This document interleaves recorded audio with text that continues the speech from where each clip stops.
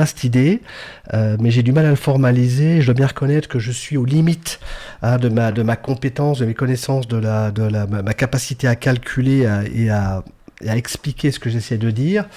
Donc je vais y réfléchir un tout petit peu. Je pense pas que ça sera ma prochaine vidéo. Ma prochaine vidéo, je vais la faire sur la perspective. Alors je sais pas si je vais appeler la perspective sphérique ou la perspective curviligne. Donc c'est une vidéo qui fait suite à ma vidéo sur pourquoi la Lune ne semble pas éclairée par le Soleil. C'est une vidéo qui date de 3 ans, je pense. Hein. Et j'avais en tête de faire une suite et expliquer un petit peu avec la perspective curviligne pourquoi les rayons lumineux qui vont du Soleil vers la Lune, ils sont courbes. Ils sont courbes parce qu'on a l'impression que c'est pas éclairé. Ça veut donc dire qu'on a bien... je vais mettre en pleine caméra, tiens, hop, parce que ça sert à voir ça derrière. Hein, donc quand on a les rayons qui sont éclairés. Je vais peut-être le faire avec...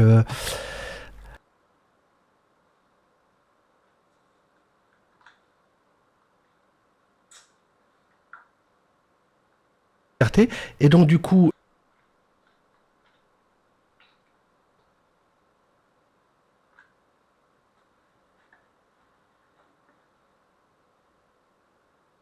c'est là.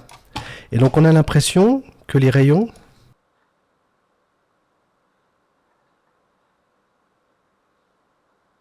cette notion de mesure, de quantifier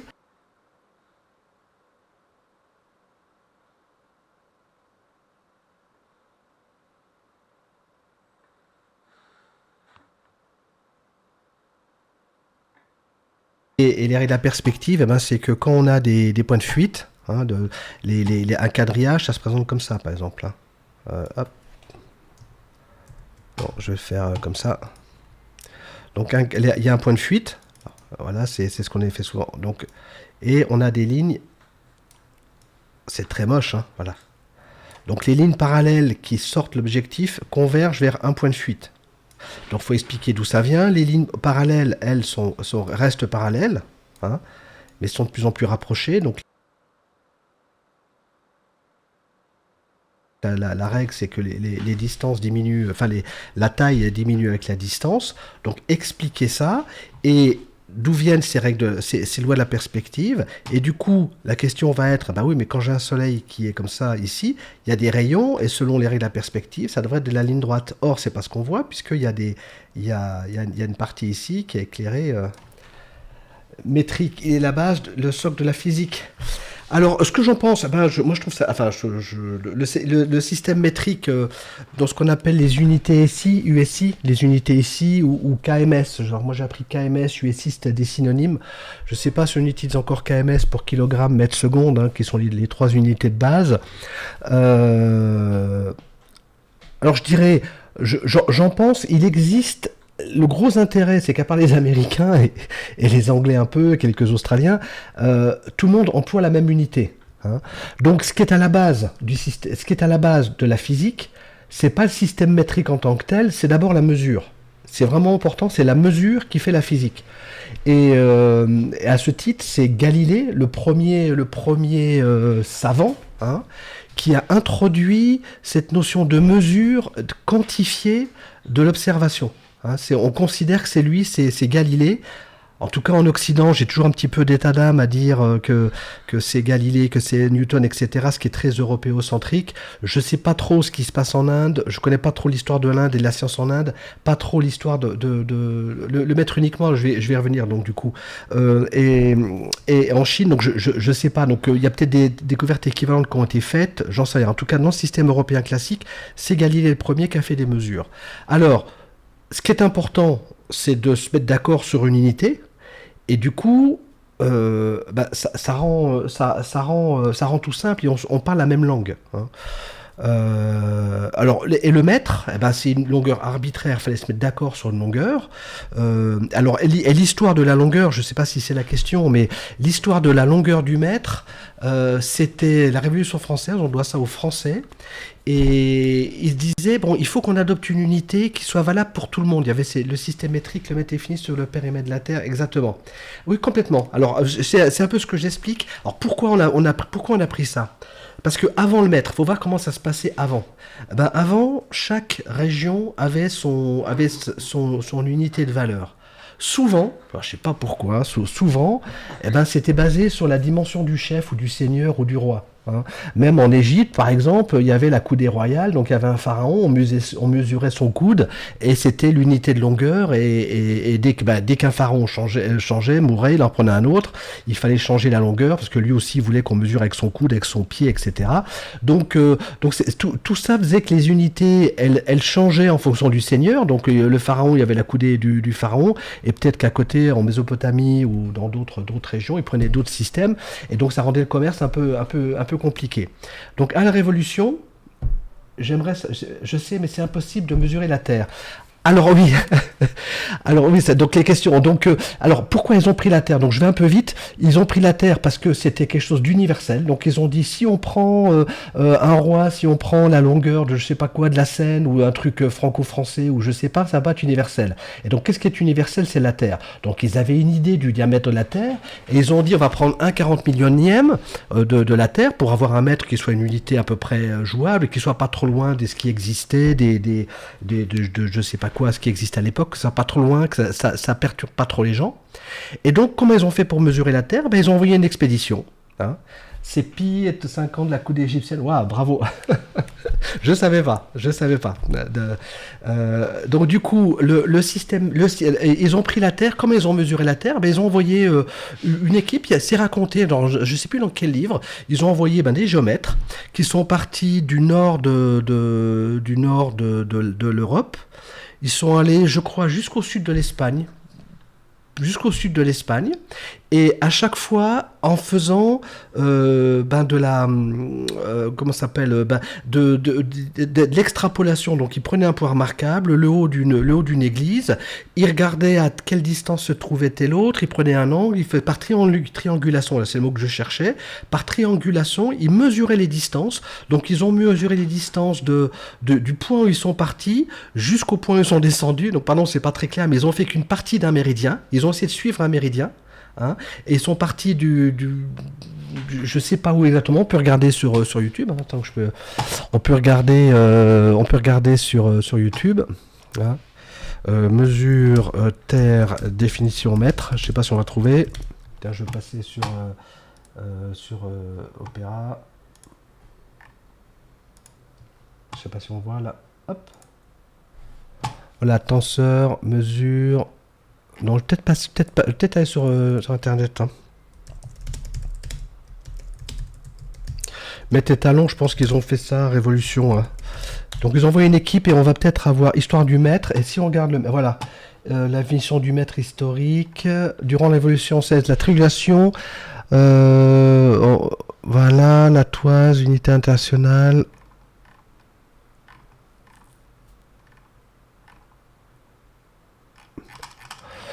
Je sais pas si le mettre ici.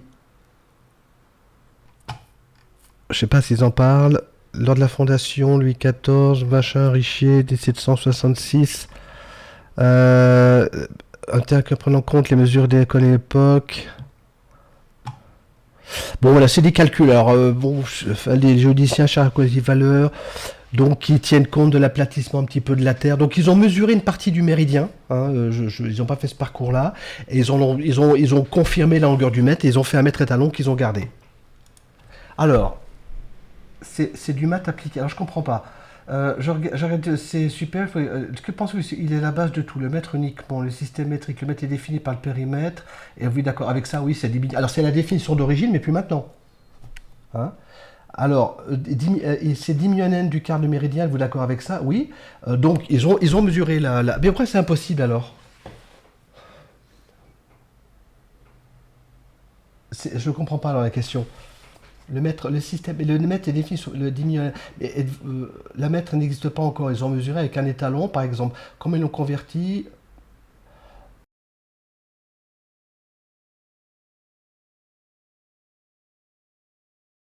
Bah, c'est une règle de 3. Donc il suffit de dire, je prends, je sais pas moi, je prends alors, la surface, oui, c'est pas une sphère parfaite. Mais, et du coup, elle fait pas exactement 40 millions de kilomètres. Hein. 40 millions de mètres, pardon.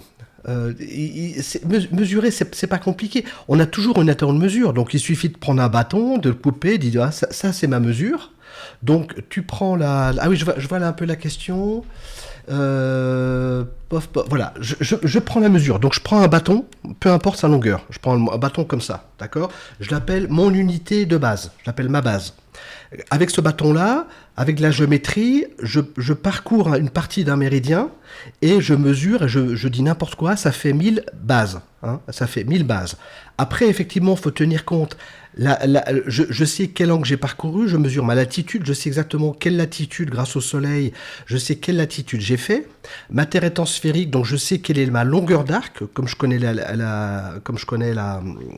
ma latitude, donc l'angle que j'ai parcouru, je connais ma longueur d'arc, donc je sais exprimer la longueur de mon arc en unité. Hein. Sachant que j'ai fait mettons que je fasse un arc de 45, eh ben je sais qu'il faut 45, il faut multiplier par 1, 2, 3, 4, il faut multiplier par 8 pour avoir la circonférence de la Terre. Là, on applique ou pas un facteur d'aplatissement de la Terre, parce que la Terre est un peu plus aplatie au pôle, donc on s'en doutait, donc on fait un petit facteur correctif. Et une fois que j'arrive, je sais pas, moi j'arrive à 1789, le chiffre un peu hasard, peu importe, j'arrive à 8 millions d'unités de base, par exemple, 8 millions d'unités de base.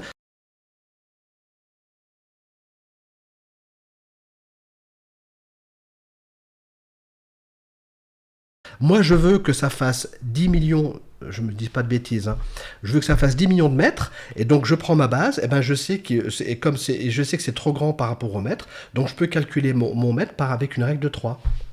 Je ne sais pas si ça répond à la question.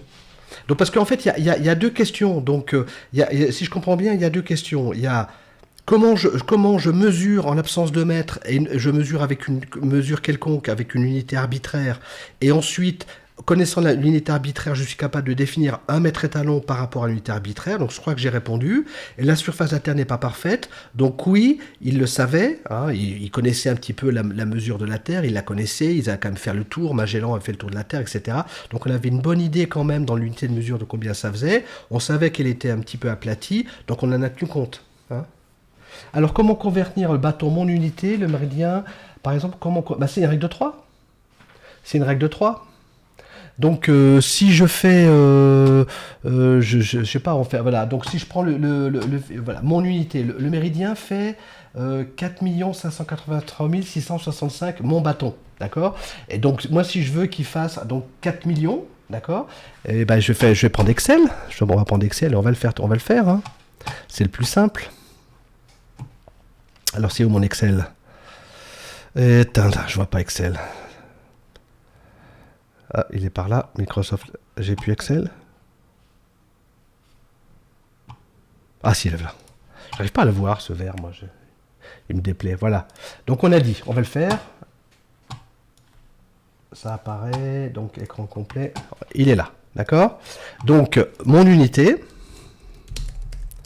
on dit que ça fait 4 583 665, d'accord? Et le mètre, je sais que ça fait 4 millions, c'est ça, hein? Je ne me trompe pas, d'accord? Donc je fais une simple règle de 3, hein? Là je vais 1, là j'en ai, alors comment je fais? Donc là ça va faire égal, hop, divisé par, voilà. Donc il suffit que je prenne 0,87%, de le mettre en pourcentage, ce sera plus clair, voilà.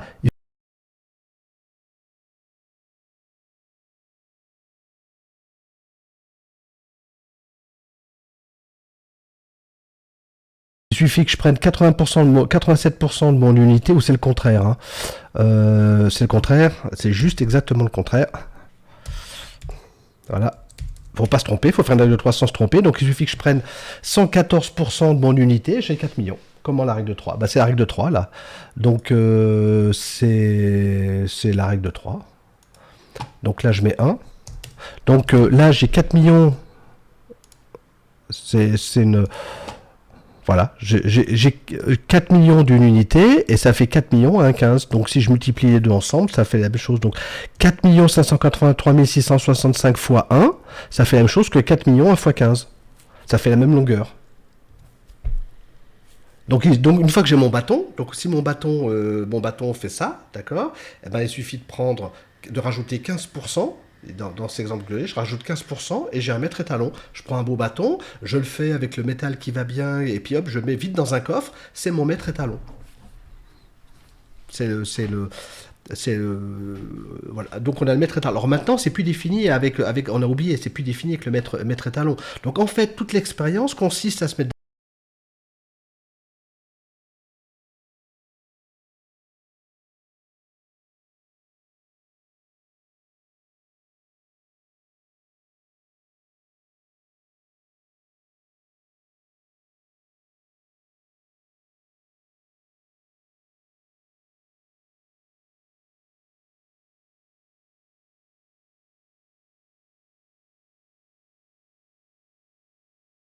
C'est le, c'est le, voilà. Donc on a le mètre étalon. Alors maintenant, c'est plus défini on a oublié, c'est plus défini avec le mètre étalon. Donc en fait, toute l'expérience consiste à se mettre d'accord sur un mètre. Donc c'est le mètre étalon. Et le mètre étalon, la propriété qu'il avait, c'est que il était basé sur la dimension de la Terre. Donc tout le monde a dit OK, je prends, sauf les Anglais, hein. Et pourquoi 4 et pas 3 ou 7? La règle de 3, c'est le nom d'une opération mathématique. C'est comme quand on fait une recette de cuisine. Quand on fait une recette de cuisine, une règle de 3. Hein, si on fait une recette pour 6 personnes, si on est 9 à table, eh ben on multiplie tout par 1,5. Ça s'appelle la règle de 3. C'est-à-dire la règle de 3, on a 3 nombres, ils sont comme ça. On a trois nombres. On connaît celui-là, celui-là et celui-là. Voilà. C'est les 3 nombres. On connaît celui-là, celui-là et celui-là. Voilà. Alors, je vais mettre en blanc. Hop. Voilà. Et ça permet de calculer celui-là. C'est des maths c'est vraiment c'est ce qu'on fait, voilà. La règle de 3, c'est parce que on a 3 nombres, donc 4 millions fois 1, 4 millions et on calcule 1,15. Bah, c'est parce que c'est marqué là. C'est-à-dire que j'ai mon unité. Pourquoi 40 millions? Bah 40 millions, c'est ce qu'on veut. Alors j'ai mis 4 millions, oui, 40 millions. C'est le produit en croix, ouais. C'est ça. Merci, bah merci, Furine Kosan, c'est super. Merci, hein. Effectivement, j'appelle ça règle de 3, je suis peut-être un peu dépassé, c'est le produit en croix. C'est le produit en croix aussi, c'est vrai, ça s'appelle comme ça aussi. Bah, intuitivement, en fait, c'est pas la peine forcément de faire appel à un arsenal mathématique, c'est comme une recette de cuisine. D'accord. Donc, j'ai une recette que je fais, l'analogie est idiote, hein. Je fais avec 6 œufs, quelle doit être la taille des œufs pour le faire avec 9? Il faudra prendre des œufs plus petits, enfin, c'est un peu idiot, hein. Voici, voilà. Je sais pas si je peux expliquer la règle de 3 en 2 mots, si c'est le but, hein. Moi, je propose 50 millions. La règle de 50 millions. J'ai mis 4 millions. Effectivement, c'est plutôt 40 millions de mètres, hein, je me trompe pas, j'ai un doute, hein. Donc, effectivement, on mesure la Terre au départ avec l'unité qu'ils avaient à l'époque, et puis ils l'ont ajusté, ils l'ont mesuré, ils sont arrivés à un truc qui n'est. En fait, ils ont ajusté pour que ça tombe sur 40 millions. Hein, 40 millions, je me trompe pas, 40 millions de mètres. Donc, ils avaient 45 millions. Je fais un truc simple, hein, voilà, ils avaient 45 millions, ils voulaient 40 millions. Voilà, ils voulaient 40 millions, donc ils ont ajouté 13% à l'unité. Voilà, ils ont raccourci l'unité pour que ça tombe sur 40 millions. Hein. Ah oui, alors l'unité arbitraire qui était là, c'était comment ils ont pu faire un mètre étalon, comment, à la Révolution, ils ont pu calculer le mètre étalon en partant d'une mesure avec les unités de l'époque. Donc, ils l'ont mesuré avec leur unité, mettons qu'ils l'ont mesuré en toise, je sais pas, j'imagine qu'ils l'ont mesuré en toise. Donc, ils sont arrivés par exemple à 45 millions de toises. Donc ils ont dit, nous on veut 40 millions pour que ça soit une unité universelle acceptée par tout le monde. Donc ils ont ajouté, la toise devait être plus petite que le mètre, parce qu'ils ont 45 millions, ils veulent 40 millions. Donc il suffit d'agrandir un tout petit peu la toise, ils l'agrandissent de 13%, c'est ici le chiffre, hein, c'est 1,13, c'est rajouter 13%. Donc ils ont rajouté 13% à la toise, et ils ont obtenu un mètre étalon qu'ils ont fait avec un matériau qu'ils ont conservé en fer, qu'ils ont tenu à l'abri de toute poussière, etc. Parce que c'était vraiment la référence du mètre jusqu'à il y a récemment, hein. On a mesuré un sarcophage de 1000 millimètres en Égypte et un autre au Pérou de 1000 millimètres, 1500 ans, on va la mettre de... Oui, bah, c'est possible, c'est le hasard. Hein. Hein, c'est le hasard. 2 millimètres, bah, c'est un mètre pile poil. Hein, et puis en fait, c'est du hasard. C'est pas aberrant. C'est-à-dire que on a pris. Pourquoi on a pris 40 000 mètres? On aurait très bien pu dire un mètre, c'est la circonférence de la Terre. Mais c'est une unité beaucoup trop grande. Donc on s'est arrangé pour avoir quelque chose qui soit comme ça. Voilà, qui soit comme ça, qui soit à peu près un pas, qui soit. Voilà, on tombe là-dessus. Donc derrière, on mesure. Enfin, c'est les bras écartés, quoi. Donc on peut faire un pas un peu grand ou deux pas d'enfant, j'en sais rien, tout ça. Donc après que on tombe sur des choses qui fassent exactement un mètre, ça me choque pas du tout. Hein. Le hasard, bah, c'est possible. Bah, ce qu'il faudrait faire, on a mesuré combien de sarcophages? Combien de sarcophages qu'il faudrait faire? Quelle est la taille de tous les sarcophages? Est-ce qu'ils ont tous la même taille? Quelle est la taille moyenne? Et puis après, la probabilité de tomber sur un mètre 1000 millimètres en Égypte, bah voilà, est-ce que c'est probable? Combien de sarcophages? Moi, j'irais. Avant d'imaginer qu'ils avaient inventé le mètre et que des extraterrestres, et comme on voit parfois, des extraterrestres sont dit sur Terre et ont révélé la taille de la Terre. Donc, avant d'arriver à ça, moi, je mesure les sarcophages. Quelle est la taille des sarcophages? Et puis, il y en a un qui fait 1 mètre pile. Il y en a un autre qui fait je sais pas combien, etc. Et puis, on tombe sur un mètre, ça peut arriver, bien sûr. Hein. C'est pas aberrant un sarcophage. Alors, on a mesuré un sarcophage, donc j'imagine que c'est la largeur, 1000 millimètres. Hein. J'imagine que c'est la largeur. Donc, c'est un sarcophage comme ça, oui, bon, bah. Et puis, alors, c'est l'intérieur, c'est l'extérieur. L'intérieur, il fait combien? Est-ce que c'est un nombre rond? Voilà, c'est peut-être la pierre qui était de cette taille-là. Ou voilà, il y a plein de raisons. Plein de raisons. Hein. C'est. Moi, je pense l'unité, l'explication, si tous les sarcophages faisaient exactement 1 mètre, on se dirait, ah bah tiens, même s'ils faisaient tous 1 mètre, on dirait, ah bah tiens, ils ont trouvé 1 mètre. Parce que à la Révolution française, ils ont pris 40 000, un 40 millionième de la circonférence de la Terre. Ils auraient pu prendre un 20 millionième, et on aurait eu 1 mètre qui serait comme ça. Ils auraient pu prendre un 30 millionième, ils auraient pu prendre plutôt que 40 000, alors ils aimaient beaucoup le système décimal, ils auraient pu diviser par 360, ils auraient pu dire, de manière à avoir des angles, ça serait malin, d'ailleurs ça aurait été malin, ils auraient pu dire un 36 millionième du diamètre de la Terre, et auquel cas 1 degré aurait été un nombre rond de mètres, ça aurait été pas idiot, donc on aurait un 36 millionnaire, on aurait un mètre qui serait grand comme ça, ce qui est acceptable aussi. Hein. Alors, comment expliquer le pi 3,14 égale et le coudée égyptienne? Alors, les coudées, elles changeaient tout le temps, les coudées égyptiennes. Hein. Donc, elles faisaient des fois 52,36. Et puis peut-être ils se disaient, c'est facile de mesurer un cercle. Hein. On prend une ficelle, on fait le tour d'un poteau, je sais pas quoi, on arrive vite à voir qu'un rapport de 3,14 et puis après ils se sont dit on peut peut-être faire une longueur enfin j'en sais rien moi. Moi, je sais pas, je suis pas historicien donc je sais pas, il n'y a pas forcément d'explication et je crois que la coudée a beaucoup varié. Hein. La coudée égyptienne la toise égyptienne a beaucoup varié. Souvent, c'était basé sur la taille du pharaon. Alors, les pharaons disaient maintenant, on change, et donc ça varie un tout petit peu selon les époques. Hein. Donc, la toise, donc à une époque qu'elle ait fait exactement ça, c'est possible aussi. Je sais pas. Je sais pas. Donc, on peut regarder la coudée égyptienne. Hein. Hop, qu'est-ce qu'il nous dit sur la coudée égyptienne? Coudée égyptienne. J'ai dû merder, tiens. Coudée égyptienne, qu'est-ce qu'ils nous disent? La coudée royale. Et la mesure utilisée, la coudée royale qui mesure entre 52 et 54. Donc c'est ça, 52-36, entre 52 et 54. Et à distinguer de la petite coudée égyptienne qui fait 45. Donc la petite coudée, et alors voilà, la coudée royale est un autre système, se décline en doigts, en palmes, il existe 2 systèmes de mesure. Donc avant, après la réforme, ça a changé un peu. Hein. On parle en coudée royale, la coudée ne change pas selon toutes les suites. Donc ça a peut-être moins changé qu'au Moyen-Âge chez nous. Hein. C'est quoi qui est faux?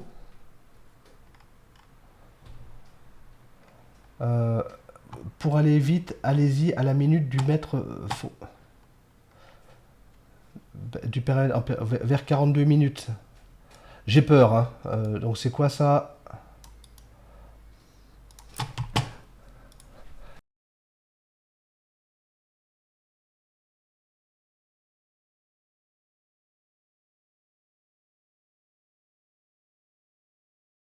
Là j'ai peur. J'ai froid dans le dos. L'histoire de l'humanité. Alors c'est qui ça? C'est qui? C'est une chaîne officielle. Oh là. 42.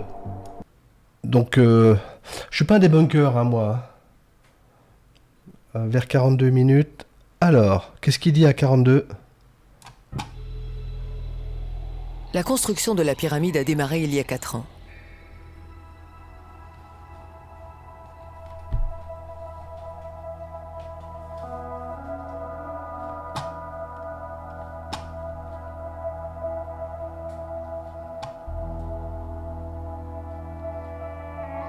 On se trouve au niveau du sol. Le coffrage pour les premières pierres cardinales est en place.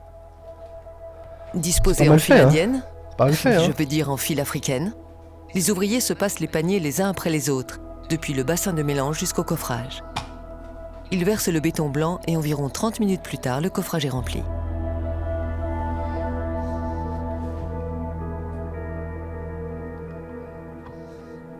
Et donc, 42, je suis à 42 là ou pas?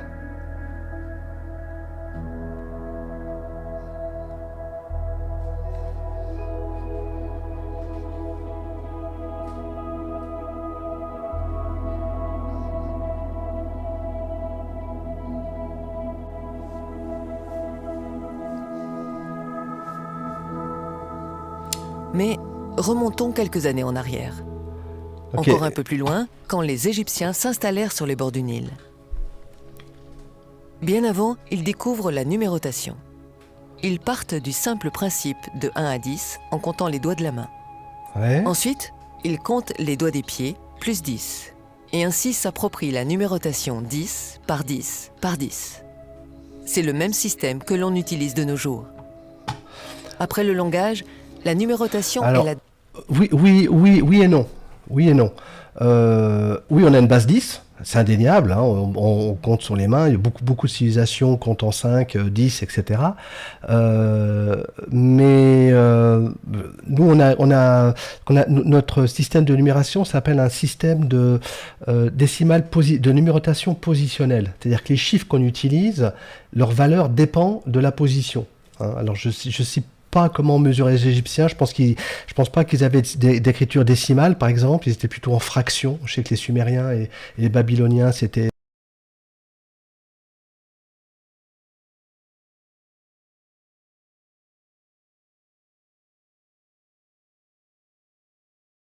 des fractions. Donc je pense pas qu'ils n'avaient pas de système décimal, pas à ma connaissance. Ils n'avaient pas de zéro, hein, pas à ma connaissance, ou il y a peut-être des choses qui pouvaient ressembler à un zéro. Donc on peut pas dire, parce qu'il est compté sur 10, que c'est un système, que c'est notre système à nous. Notre système à nous, il est un peu particulier. Hein. On peut pas dire ça. Deuxième chose que l'humanité a apprise, bien avant l'écriture. La numérotation par 10 est pour les humains la première porte d'entrée de la compréhension scientifique de l'environnement. C'est une sorte de pont entre le primitif et l'intelligence. Ok, donc après la découverte... Longueur du pied du roi peut être utilisé comme étalon. On peut pas dire... 1 mètre, c'est arbitraire. 1 mètre, c'est arbitraire, donc on ne découvre pas le mètre. On choisit une unité de longueur, on ne découvre pas un mètre. C'est aberrant de dire parler d'une découverte du mètre. On ne découvre pas le mètre. Mètre, c'est n'importe quoi. Donc on prend ce qu'on veut, hein, le pied du roi, la palme, ce qu'on veut, mais le mètre n'a pas d'essence en lui-même. On s'en fout. Le mètre, c'est arbitraire. Il faut juste, comme je disais au début, ce qui est bien dans le système métrique, c'est que tous les humains soient d'accord. Donc ça évite les erreurs, ça facilite la compréhension, ça permet de communiquer. Et on voit la difficulté. Il y a deux grands systèmes, deux grands systèmes, peut-être un peu plus que même les Chinois aussi, ils utilisent le système métrique. Hein. Mais on voit les Américains qui utilisent des miles et nous des kilomètres. On a du mal à se comprendre. Hein. Il faut faire des conversions, c'est un peu compliqué. Donc c'est bien qu'on ait un système commun et on se moque de savoir quelle unité. Hein. C'est pas grave que ça soit, c'est pas grave que ce soit un mètre ou une coudée. Il faut juste que ça bouge pas et que tout le monde utilise la même chose. hein. Donc on peut pas dire qu'on découvre le mètre. On peut pas dire. Hein. Alors, 6 millions de vues, c'est quoi alors? C'est officiel, système. Alors je comprends pas, là où vous regardez, là où vous êtes, alors si, mais pas de position, c'est officiel, le système décimal, pas, je comprends pas. Je comprends pas. Donc la découverte du mètre, donc découverte du mètre, ça veut rien dire. Découverte du mètre, hein, ça veut rien dire. La découverte de pi, oui, je pense que là j'ai pas de souci, je lis le chapitre. Hein. L'invention de la coudée royale, ok. Alors qu'est-ce qu'il dit sur l'invention de la coudée royale?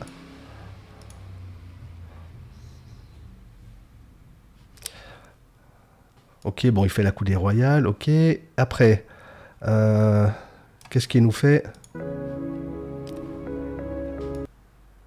L'invention du système impérial. Bon, c'est pas un endroit intéressant. Enfin, je joue pas les plans de la pyramide. Enfin, peut-être intéressant à regarder, mais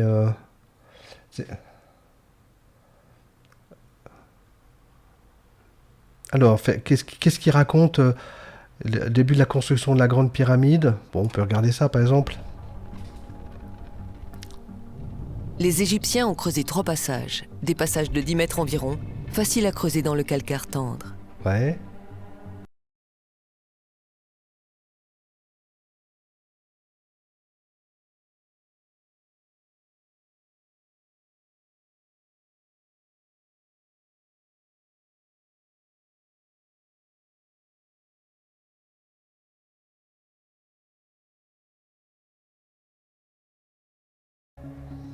Le problème était réglé pendant son règne, mais tous les rois n'avaient pas la même taille. Le roi suivant voudrait J'y sûrement suis, qu'on hein. utilise Je suis à son minute pied ou son 46-18. coude par jalousie. Dans les collines, en attendant le recul du Nil, les Égyptiens réfléchissaient et cherchaient une solution au problème. Là, je suis à 46-27. Il fallait que cette unité de mesure ait une longueur fixe dans le temps, si possible, qu'elle ne change jamais. Ils observèrent la taille de différents végétaux, celle des fruits, des graines, tout objet y passa. Mais tous ces objets n'avaient pas de taille fixe. Par exemple, si on arrosait bien une graine, l'année suivante, sa taille changeait. Et sur des longues distances, la différence devenait vite importante. Tout d'un coup, ils ont eu l'idée de mesurer l'eau. Oui, Goutte d'eau, l'eau ouais. douce du Nil. Ils mesurèrent une goutte et ensuite une autre. Elles avaient toutes la même taille. Du bas Nil jusqu'au haut Nil, les gouttes avaient la même taille. Ils remarquèrent que la taille de la goutte d'eau ne changeait pas année après année. C'est génial. Les Égyptiens ont trouvé l'unité unique. Le Je sais diamètre pas de ça. la Je sais pas goutte si d'eau c'est vrai, sur une mais surface imperméable, comme c'est- du c'est- granit ou de l'alabastre, est c'est constant. ça. Il faut. Il mesure 1 centimètre. Aujourd'hui, une vidéo incroyable dans laquelle vous allez plonger au cœur de la première étape du projet Serapeum. Bon, je sais pas.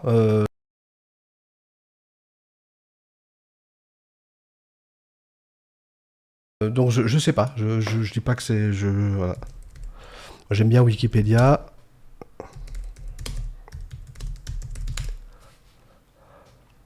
Goutte, volume, goutte d'eau, goutte d'eau. Je sais pas d'où il tient ça. Égypte, unité de mesure, goutte d'eau.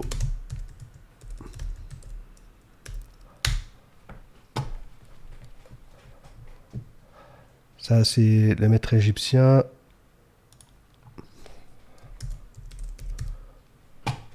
Goutte. Il parle pas de la goutte d'eau dans unité de mesure dans l'Égypte antique. Il parle pas du tout de goutte d'eau. Hein.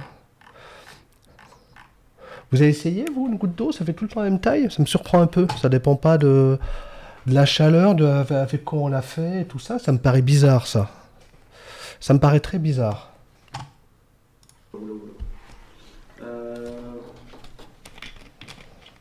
Donc ça c'est l'arête N sur le schéma. Bon, qu'est-ce qu'il nous fait là? Les Égyptiens connaissaient le mètre ou pas, j'en sais rien. C'est quoi? C'est une pub, ça? C'est quoi? T'as vérifié la mesure, hein, tu l'as mesuré 2 fois. 0 mètre. Ah, c'est quand même mesure. T'as- Est-ce que les Égyptiens Donc ça c'est l'arête N sur le schéma. connaissaient le mètre ou pas, j'en sais rien. En plus, Ouais. t'as Mais il a mesuré entre quoi et quoi là? Donc ça c'est l'arête Il mesure N entre là sur et le là? schéma. Mais pourquoi il mesure pas là? Ça me. J'en sais rien. Je sais pas ce qu'il En plus, mesure là. t'as vérifié la mesure, hein, tu l'as mesuré 2 fois. Je double toutes les mesures à chaque fois. Ok.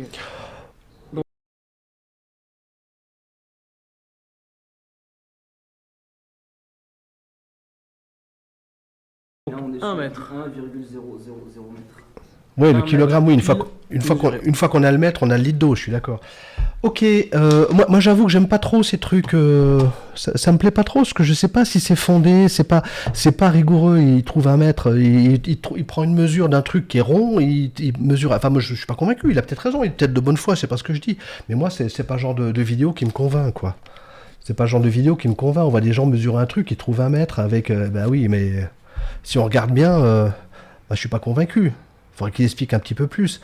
Et les gouttes d'eau, je suis pas sûr que ça fasse tout en même taille, hein. Une goutte d'eau avec une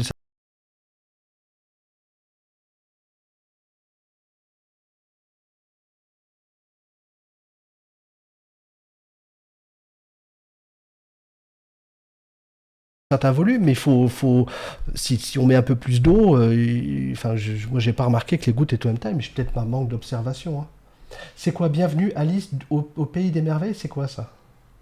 Je comprends pas.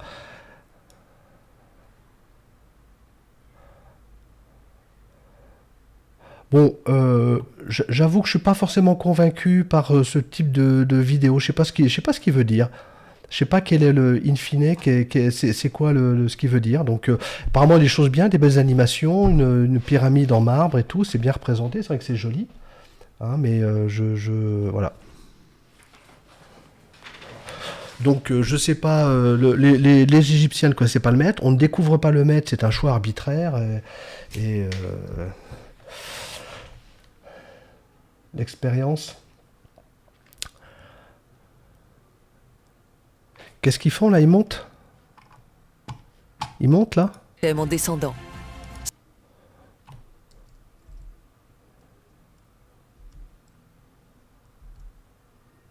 Non, c'est pas comme ça qu'étaient construites les pyramides là. Je sais pas si je comprends bien, mais c'est pas comme ça que c'était. C'est pas comme ça. On sait maintenant comment c'est construit les pyramides et c'est pas comme ça. C'est pas en escaladant et en construisant là. Apparemment, enfin, j'imagine que là ils construisent dans les voies montées, c'est ça? Ils font des. C'est pas comme Il ça. ne s'agit pas de chambre secrète, mais d'une différence de densité du calcaire. C'est la fin de la construction des conduits. Les tunnels vont rester ouverts jusqu'à la mort du roi.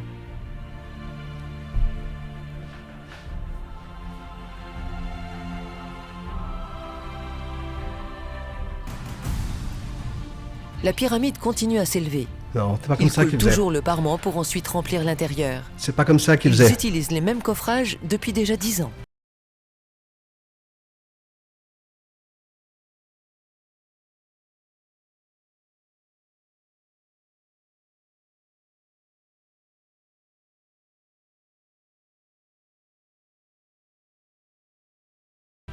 C'est faux, c'est pas comme ça qu'ils construisent les pyramides. C'est impossible de monter des pierres de cette taille avec une telle pente, hein. Ils construisent par l'intérieur en spirale. Ils commencent le basement, je sais pas si on me voit bien, je vais peut-être le passer sur Affinity Designer, voilà. À ma connaissance, hein, là encore, je suis pas un égyptologue, hein, je connais pas tout, donc je peux dire peut-être une bêtise, mais moi, à ma connaissance, on est resté sur ce schéma-là. Donc, il commence par faire un truc, donc ils font la base de la pyramide, comme ça, alors c'est peut-être avec du plâtre. Hein, enfin, comme on a vu, avec les carrés au milieu, tout ça. Et puis après, donc là, c'est vu de dessus. Hein, donc c'est la base de la pyramide. Et puis après, donc ils commencent par faire ils remplissent l'intérieur, ils font un petit mur là, donc ils y arrivent. Et puis après, progressivement, ils font un passage qui monte. Ils font un passage, on va le faire en jaune comme ça, on verra, ou en rouge, tiens, voilà. Donc pour monter, ils font un passage en spirale comme ça qui suit. Donc là ça monte, ils reviennent ici, et là ils sont un peu plus haut, et ils construisent la pyramide comme ça. Donc à chaque fois le chemin s'allonge, mais il y a toujours une pente qui est faisable. Donc c'est comme ça qu'ils arrivent à monter des gros blocs. Hein. Donc quand ils sont au niveau là, donc pour monter des choses ici c'est déjà un peu plus haut, je sais pas, c'est déjà à 3-4 mètres, ou 5 mètres, j'en sais rien, enfin voilà. Donc ils montent progressivement, doucement, ils montent, et ils font leur pyramide, voilà, et hop, et puis à la fin, donc en spirale, ils arrivent comme ça. Et puis quand ils sont ici, ils mettent le pyramidion, le sommet en or ou des choses un peu riches. Et ensuite, ils redescendent en bouchant. C'est comme ça qu'ils font, c'est comme ça qu'ils arrivent à monter très haut. Alors on a trouvé, il y a des expériences qui ont été faites, on a regardé la densité des matériaux, etc. C'est bien un passage comme ça en spirale. C'est pas un passage comme on voit sur la vidéo. Enfin,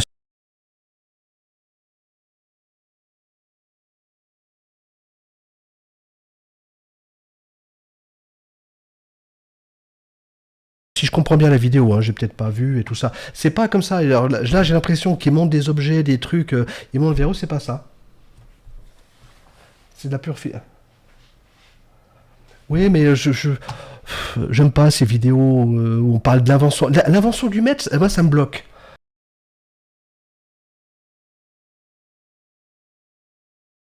Regardez la densité.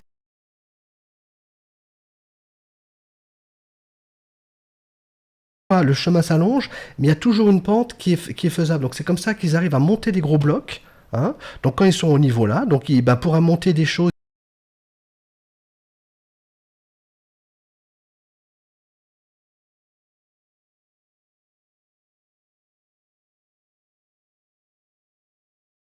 Ils commencent par faire un truc, donc ils font la base de la pyramide, comme ça, alors peut-être avec du plâtre, hein, enfin, comme on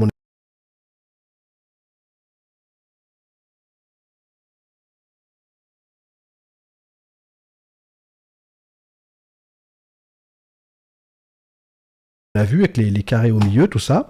Et puis après, donc là c'est vu de dessus, hein, donc c'est la base de la pyramide. Et puis après, donc ils commencent par faire ils remplissent l'intérieur, ils font un petit mur là, donc ils y arrivent. Et puis après, progressivement, ils font un passage qui monte. Ils font un passage, on va le faire en jaune comme ça, on verra, ou en rouge, tiens, voilà. Donc pour monter, ils font un passage en spirale comme ça qui suit.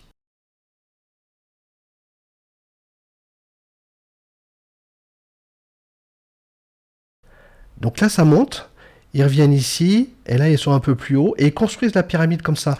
Donc à chaque fois, le chemin s'allonge, mais il y a toujours une pente qui est faisable. Donc c'est comme ça qu'ils arrivent à monter des gros blocs.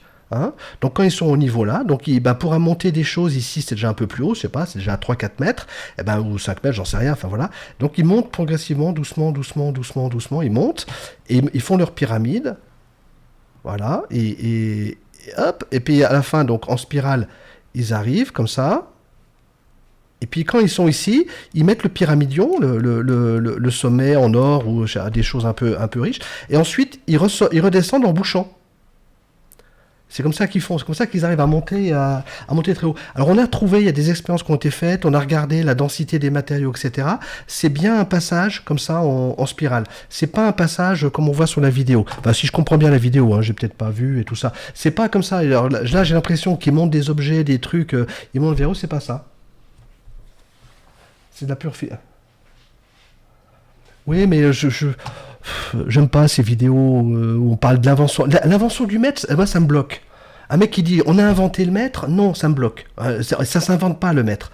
Si on me dit les Égyptiens ont trouvé que la Terre était sphérique, oui, ils ont découvert les satellites Jupiter, la lunette, etc. Oui, j'ai pas de souci, d'accord. Les Égyptiens c'est une grande civilisation. J'ai lu un article aussi sur l'Égypte. L'Égypte, ils avaient tout ce qu'il fallait. Ils avaient des connaissances scientifiques très avancées. Notamment, ils étaient ils connaissaient la force motrice de la vapeur. Donc il y a des gens qui se disent mais pourquoi ils n'ont pas inventé la machine à vapeur? Pourquoi les Égyptiens n'ont pas inventé la machine à vapeur en moins 200, moins 500, moins 800, enfin la période où ils étaient effectivement extrêmement avancés?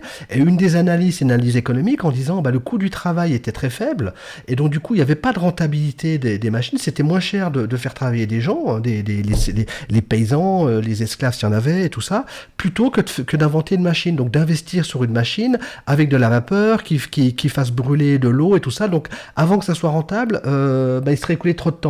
Donc ça vaut ce que ça vaut comme analyse, hein, c'est pas l'explication, mais je trouve ça super intéressant. Donc oui, l'Égypte était une civilisation avancée, j'ai pas de soucis, ils connaissaient beaucoup de choses, il y a encore des mystères qu'on connaît pas, mais ça c'est faux. Et puis dire le maître a été inventé, non, on n'invente pas le maître, on choisit une unité de longueur, on la choisit comme on veut, on n'invente pas le maître, c'est aberrant. Le mot invention du maître est aberrant. La théorie des épisodes ne fonctionne pas en physique, c'est quoi? En tant que physicien, vous êtes si vous voulez apprendre, il faut regarder les diverses voies et vous choisissez la vérité. Oui, mais inventer le maître, ça veut rien dire. Je suis désolé, inventer le maître, ça veut rien dire. Donc après, pourquoi je perdrais 3h35 à regarder ça? Je vais jeter un coup d'œil. Bon, allez, je vais jeter un coup d'œil, pas ce soir, parce que ça, voilà, pas ce soir. Mais j'ai déjà vu, je suis tombé sur des tonnes de vidéos comme ça, des théories, des Égyptiens étaient avec les extraterrestres. Est-ce qu'il y a des extraterrestres ou pas? Il y a la pose du pyramidion, donc est-ce qu'il y a des extraterrestres? Ils ont inventé ils sont en Amérique. Non mais d'où il tient? C'est quoi ces sources? Les Égyptiens sont en Amérique, d'où il tient ça? D'une île qui est évoquée, comme certains archéologues le prétendent, mais bien la couleur de la peau de la population qui vivait là. Pour le meilleur ou pour le pire, cette histoire ne s'arrête pas là.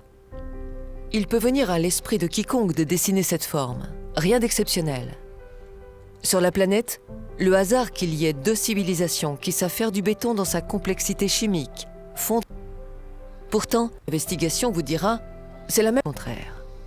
Techniquement, ces agrafes ne relient rien et ne renforcent pas du. Il s'agit d'un élément religieux. 590 avant Jésus-Christ, bon pour chercher du bois de chêne. Pourtant, remarque que les bateaux disparaissent après. Voilà, si je comprends bien, là, ils vont expliquer que ils ont communiqué parce qu'on trouve des technologies différentes. Je vois un peu l'idée. Mais est-ce que c'est une preuve? Est-ce que parce qu'il y a on arrive à deux solutions identiques, ça veut dire qu'ils ont communiqué? Pas forcément. C'est tout. Alors la théorie ne fonctionne. Alors la théorie des fonctions ne fonctionne. Je sais que ça vous étonne, mais c'est toute une grande histoire qui s'est dévoilée derrière le maître. Mais le maître, non.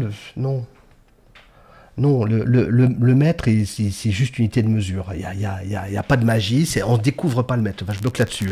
Non, le maître, c'est pas un concept mathématique. C'est une unité arbitraire qu'on a choisie en 1789. On aurait pu choisir autre chose. Donc les Égyptiens n'ont pas découvert le maître. Et ils ont peut-être pris une unité qui ressemblait au maître, c'est possible. Hein.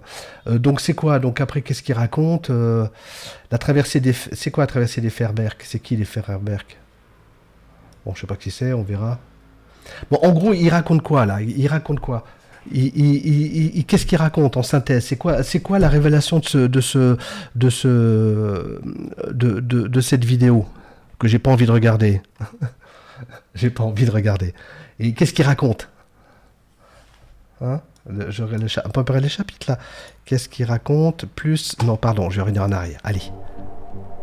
Pour pas que je m'énerve. Alors, qu'est-ce qu'il fait? Discours du réalisateur, générique. Qu'est-ce qu'il dit, les réalisateurs? Voilà. Bonjour. Vous êtes nombreux d'avoir suivi le film Grande Pyramide K 2019. Le voici enfin dans sa version intégrale. Alors, non, ce n'est pas une unité universelle. Alors, non. La Révolution française voulait une unité universelle. Ils ont choisi la Terre. Ils auraient pu choisir une partie de ils ont choisi une fraction du diamètre de la Terre. Hein, ils auraient pu prendre une autre fraction. Ils auraient pu prendre un 36 millionième. Je le répète. Hein, ça aurait peut-être été plus malin, hein, parce que 40 000, c'est un chiffre décimal. 3 millions, 36 millions, ça aurait été plus malin. Comme ça, il y aurait un rapport entre l'altitude et les longueurs. Ça aurait été très malin de faire ça. Bon, voilà. Mais ils l'ont pas fait. D'accord? Donc c'est arbitraire. Hein. Donc, on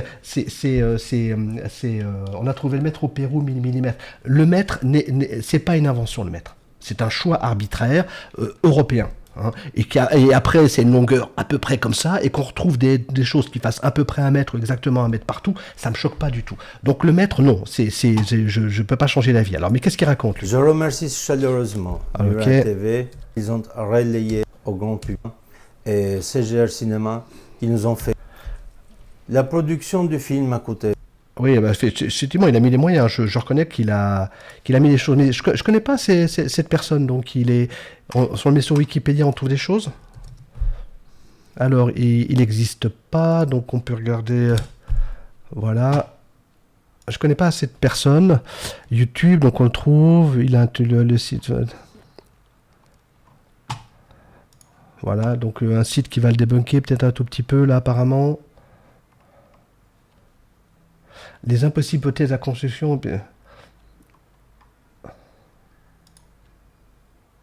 Bon, ça c'est un site de référence, je pense que c'est IMDb, LinkedIn, bon, je sais pas, je connais pas. Il est égyptologue, il est quoi? D'où il se base pour faire tout ça, là? C'est... Bon, je connais pas. Donc, je connais pas ses sources. Très franchement, ça me paraît louche. Hein. Et, je sais pas d'où vient la source. Hein. Voilà, c'est... non, enfin, j'ai répondu sur l'unité universelle. Non, ce n'est pas une unité universelle. Je suis pas d'accord. Hein. L'unité universelle, ça pourrait être quoi? Ça n'existe pas, une unité universelle. C'est pas vrai. Ça, non. Quand on regarde, aujourd'hui, le mètre est défini à partir de la longueur d'onde du césium, c'est un nombre très compliqué. Non, il n'y a pas d'unité universelle. Non. Ça pourrait être quoi? L'unité universelle, ça pourrait être l'unité astronomique. Hein. Et encore, c'est complètement arbitraire, c'est lié à notre petit monde à nous. Donc on va utiliser l'unité. Alors je ne sais plus ce que c'est l'unité astronomique, je crois que c'est la taille du système solaire ou la distance Terre-Soleil ou je sais plus, un truc comme ça. Donc on pourrait dire la distance Terre-Soleil pour mesurer les distances. On mesure les distances dans l'espace en années-lumière. Hein. Ça pourrait être la taille d'un atome. Hein, ça pourrait être l'atome d'hydrogène, mais voilà, non. Hein. J'ai Facebook, je suis réel, je comprends pas. Je sais pas. Donc je comprends pas. Bon, je vais jeter un coup d'œil là-dessus. Je vais prendre le temps de lire. Je vais pas tout regarder. Hein. Et puis apparemment c'est la suite de K 2019, le film La Grande Pyramide. En ce moment on est comment dire. On est envahi de théories avec des extraterrestres et des machins, ils savaient tout avant, on a dégradé, on a tout perdu. Non. Les Égyptiens, c'est une grande civilisation, entourée de grandes civilisations, donc c'est une civilisation qui a laissé des traces écrites, des monuments, entourée de civilisations qui avaient moins d'écrits, moins de monuments dont on n'a pas, mais voilà, ils étaient pas tout seuls. Et oui, il se passait beaucoup de choses très intelligentes. Quand on voit moi j'ai lu quelques romans qui étaient faits, alors je sais plus comment il s'appelle, Christian Jacques, je crois, un égyptologue qui fait des romans qui se passent en Égypte, on se croirait au temps moderne, quoi. Donc oui, c'était une grande civilisation avancée, bien sûr. Mais c'est déjà énorme ce qu'ils ont fait, c'est déjà fabuleux ce qu'ils ont fait. Il n'y a pas besoin d'en rajouter et d'inventer des trucs. Il n'y a pas besoin de dire qu'ils ont inventé l'électricité. Je ne sais pas s'ils parlent d'électricité, c'est pas la peine. La définition d'aujourd'hui du mètre est faux, mais non. Mais non, non, elle n'est pas fausse, c'est arbitraire. Le mètre n'existe pas. Le mètre, c'est un choix qu'on fait. Voilà. Le mètre, jusqu'à ce qu'on définisse à partir de la longueur d'onde du césium, le mètre, c'était la longueur du machin qui était stocké au musée de Sèvres, enfin voilà, au musée des je sais plus comment il s'appelle, de Sèvres. Voilà, c'était ça le mètre. C'était à 20 degrés, dans de bonnes conditions, et en faisant très attention, c'était ça un mètre. C'est complètement arbitraire. On l'avait dans un coffre. Hein. Donc elle n'est pas fausse. Ensuite, on a pris une définition basée sur du césium parce que ça, c'est reproductible. Donc si vraiment on veut un mètre extrêmement précis, si on veut partager des expériences extrêmement pointues pour dire j'ai constaté, comment ça s'appelle, une onde gravitationnelle, donc j'ai vu un capteur qui s'est déplacé de quelques nanomètres, le mètre doit avoir la précision de la sensibilité de l'expérience. Donc il faut pouvoir reproduire un mètre, et c'est vrai qu'en allant mesurer un truc, un machin avec un mètre étalon qu'on va mettre à la bonne longueur à Sèvres, c'est sûr que c'est pas ce qu'il faut. Hein. Allez, bonsoir, même pas peur. Alors on a un débat auquel je m'attendais pas, on est en train de débunker. Alors je suis pas un débunker, moi je sais pas faire, mais bon, sur une vidéo qui m'a été proposée sur la grande pyramide, et donc on est sur le mètre. Les Égyptiens ont inventé le mètre, et j'expliquais que non, le mètre ne s'invente pas, le mètre est un choix arbitraire. Donc on peut pas dire que c'est faux ou pas. Hein. Il n'y a pas d'extraterrestres, mais des Égyptiens humains. Oui, et les Égyptiens sont une grande civilisation, Et aujourd'hui, on en parle pas mal. C'est vrai que c'est une civilisation africaine. J'ai entendu le débat le débat notamment avec cette série Netflix là, sur Cléopâtre. Cléopâtre était noire et tout. Moi, ça me choque pas. Pourquoi pas? Je suis pas historien. Il y a une très très bonne vidéo de Nota Bene là-dessus qui est extrêmement intéressante. Hein, voilà, sur les Égyptiens. Oui, il y a eu des pharaons noirs et tout ça, c'est bien de le rappeler, et c'était une très très grande civilisation, c'est pas la peine d'en rajouter, quoi. Ils ont fait des pyramides, ils ont fait le Sphinx, ils ont fait des trucs fabuleux, quoi. C'est énorme ce qu'ils ont fait. Donc et dire qu'ils ont inventé le mètre, c'est une... Pardon, hein, je vais le dire avec mes mots, mais c'est une absurdité. Le mètre ne s'invente pas, le mètre se choisit. Et donc on ne peut pas dire la définition du mètre est fausse, c'est pas vrai. La vitesse de la lumière, il y a le mètre. Ben, pour parler du mètre, pour qu'il y ait du mètre, il faut qu'à partir d'une vitesse, qu'il faut un temps. Donc c'est quoi la définition de la seconde? C'est quoi la définition de la seconde? On ne peut pas définir une longueur à partir d'une vitesse sans une définition de temps. Donc il faut définir une seconde. Donc ok pour définir une longueur à partir de la vitesse de la lumière, c'est une bonne idée, hein, pourquoi pas, hein. On a trouvé partout des mesures laser avant, mais on ne la retrouve pas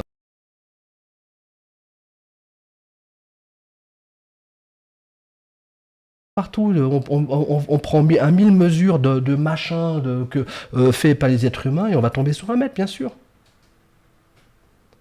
Ils ont fait ce qu'ils pouvaient dans les limites de la technologie de l'époque, comme chaque civilisation de chaque époque, oui, bien sûr. Bien sûr. Donc on a retrouvé des mètres partout, mais le mètre n'existait pas, je ne sais pas comment il faut le dire.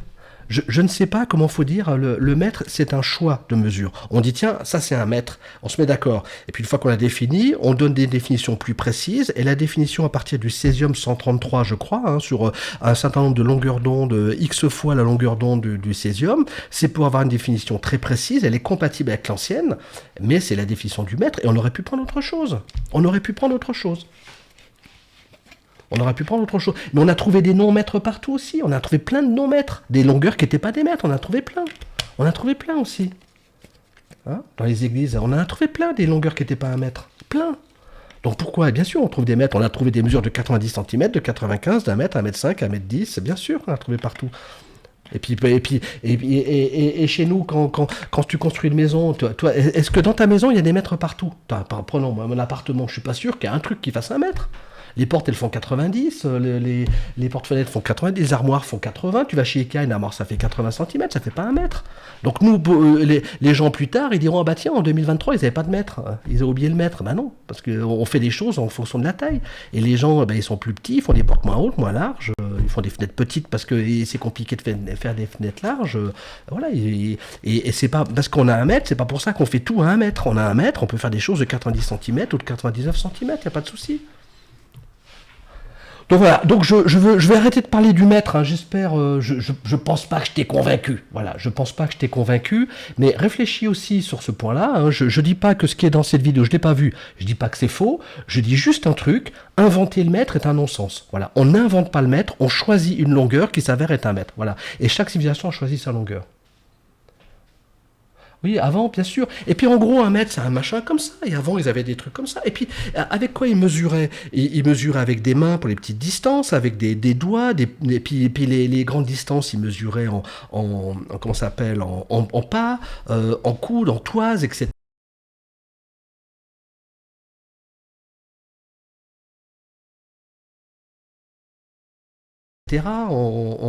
Et puis quand on mesure des grandes distances, on mesure en jours de marche, hein. À un moment donné, tu mesures un truc, c'est un jour de marche. Et en mètres, je sais pas, aucune idée de combien ça fait en mètres, mais tu marches un jour. Donc ça se mesure en temps aussi, les distances, hein, faut pas l'oublier. Si tu demandes, moi j'habite à combien de Paris, moi je vais te dire, j'habite à 20 minutes de Paris, en RER. Combien de kilomètres ça fait? J'ai aucune idée de combien ça fait, mais j'habite à 20 minutes de Paris. Donc je le dis en temps. Donc on utilise l'unité qui est pratique, qui a du sens pour se parler les uns aux autres. Je te prends au mot, vas-y, donne-moi les probabilités. Vas-y, faisons le calcul des probabilités, on y va. J'ai ma feuille Excel qui est ouverte, je te prends au mot. On y va, donc j'enlève ce truc-là, je prends une nouvelle feuille. Voilà, donc on va faire des probabilités, on y va. T'as les chiffres, donc nombre de mesures, hein, nombre de fois où c'est un mètre.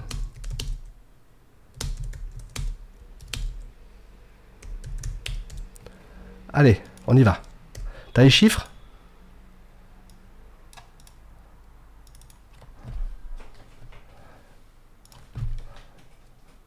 Donc c'est combien alors? C'est combien de mesures on a fait? Le gars avec son truc qui fait un mètre là, tu vois? Là ce truc-là, là, qu'on le voit là, ici. Alors attends, l'invention du mètre, il est ici, les équinoxes. Alors les équinoxes, je n'ai aucun doute. Je ne sais pas ce qu'il dit sur les équinoxes. Là c'est le chapitre équinoxe, hein.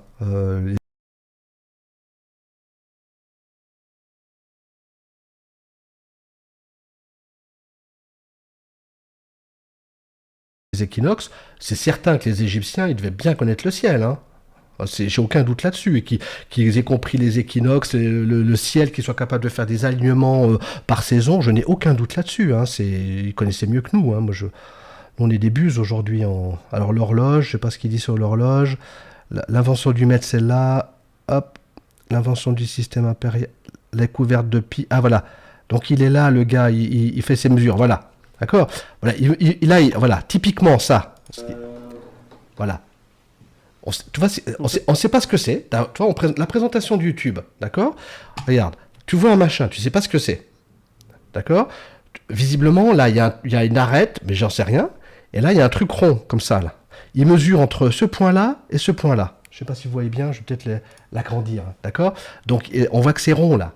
En tout cas, peut-être que je me trompe, mais c'est pas du tout présenté de manière rigoureuse. Il mesure de là à de là. Hein. Pourquoi il mesure pas de là à de là? Pourquoi c'est celle-là qui compte? Est-ce que là, c'est le maximum? Pourquoi il prend le maximum, mais pas le minimum? Et puis, il y a peut-être un truc cassé plus haut, enfin, j'en sais rien. Bon, et puis, il mesure ce machin-là, il est dans un endroit, il a tout mesuré autour de lui, et on a le résultat de ces mesures.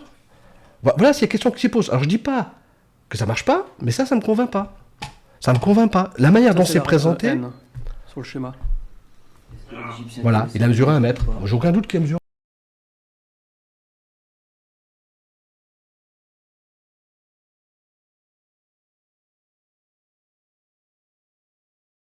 1 mètre, j'ai aucun doute. Hein. Je le traite pas de menteur, mais je sais pas ce que c'est cette expérience. Alors, eh bien, Pérou, cathédrale Notre-Dame, c'est quoi ces 2000 mm Pérou, je sais pas ce que c'est. Pour être plus exact, à mon avis, ils étaient meilleurs que nous. Nos meilleurs experts mangent des meilleurs experts égyptiens. Oui, nos meilleurs experts on est meilleurs aujourd'hui que du temps de l'Égypte, c'est sûr. On est plus précis. Mais on a des ordinateurs, on est meilleurs parce qu'on bénéficie de ce qu'ils ont fait.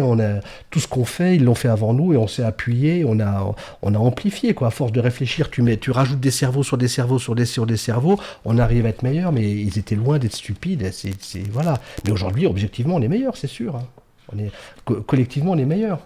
Et en plus, il y a une grosse différence, je pense, par rapport aux Égyptiens. Je pense que ça a terminé à peu près avec la Renaissance. Hein. Moi, ce que je trouve fantastique dans les histoires des grands hommes, et ça commence en Égypte, Pythagore qui a fait un tour en Égypte, hein, mais voilà, ces grands, c'était des savants universels. Hein. Ils faisaient de la science, de la philosophie, de l'astrologie, de la médecine, de la poésie, ils jouaient de la musique, ils faisaient des maths. C'était ils faisaient tout, quoi. Hein. Et Galilée jouait, enfin voilà, Léonard de Vinci, c'est un exemple. Galilée, il était astronome, mathématicien, il était bricoleur, il vendait des lunettes, il a inventé plein de trucs, il a trouvé des trucs sur la gravité, etc., etc. Donc il a vraiment, il faisait tout. Hein, philosophe, mathématicien, et les gens faisaient tout. Aujourd'hui, des gens, et ils connaissaient, quelque part, je dirais, ils avaient toute la connaissance de l'humanité, enfin tout savoir de l'humanité se tenait dans un cerveau.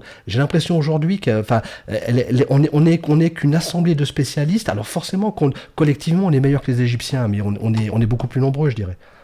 Alors, une 44, allez, et puis après j'arrête, hein, parce que vraiment, je suis pas convaincu. Une 44...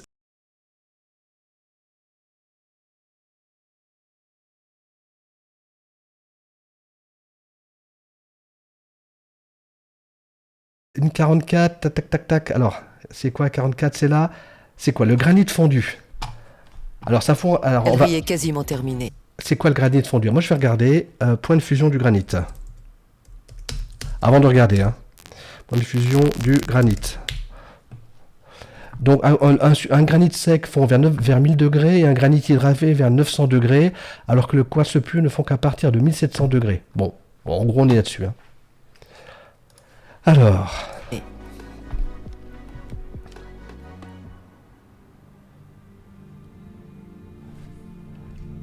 Donc là encore, hein, je suis pas d'accord avec cette construction. Pour moi, c'est pas l'état de l'art. La chambre du roi, elle, sera construite avec la dimension de 10 coudées par Bon, 20 un 44-58. et 11,18 coudées de hauteur. Bah, j'y suis un 44-58, je Certains comprends peuvent pas. supposer que les Égyptiens, simples d'esprit, se sont dit « Faisons la chambre du roi en 2 cubes simples, côte à côte, et c'est réglé. » Rien d'exceptionnel. Vraiment? En effet, c'est ce petit 11,18 coudées qui nous fait encore une fois découvrir d'une manière spectaculaire le niveau scientifique atteint par les Égyptiens. Les 4 constantes universelles, pi, le nombre d'or, le nombre royal et le mètre, vont être fusionnées de la manière la plus parfaite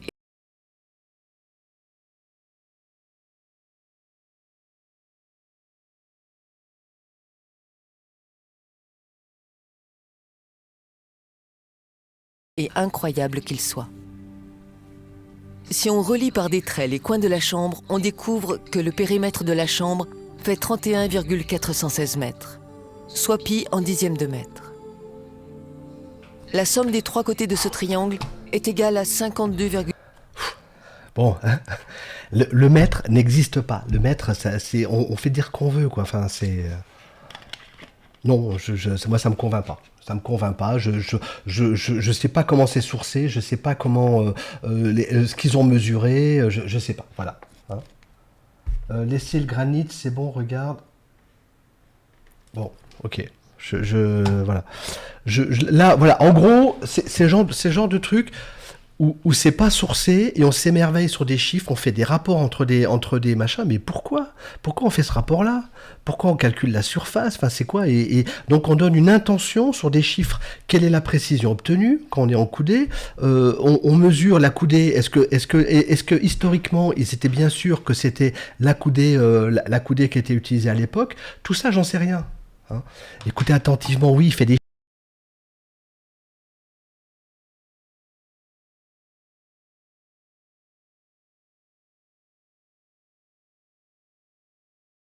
chiffres, il fait des rapports et il trouve qu'il y a des E, des pi, mais j'ai entendu plein de fois ça.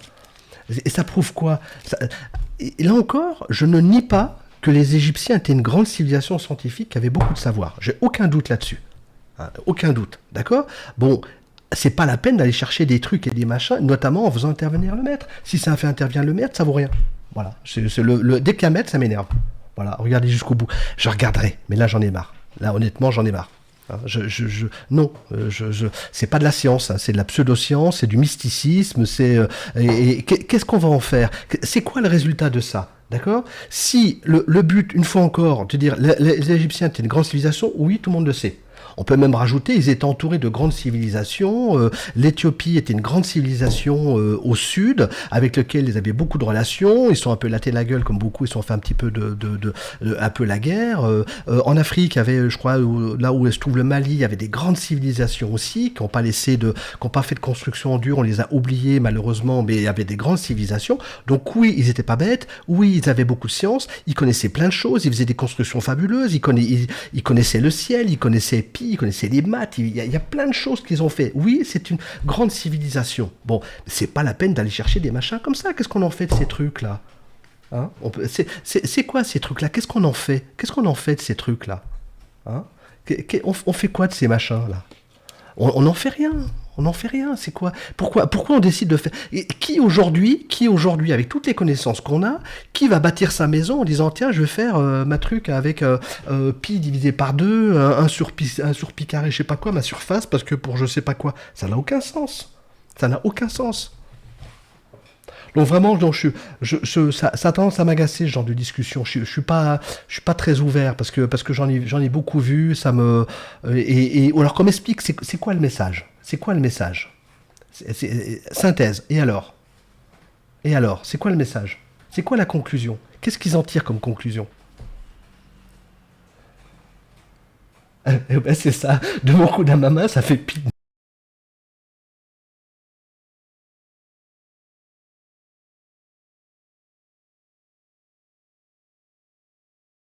Longueur de coude, exactement. C'est magique, hein.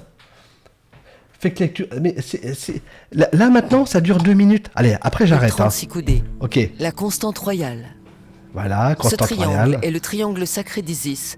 3, 4, 5.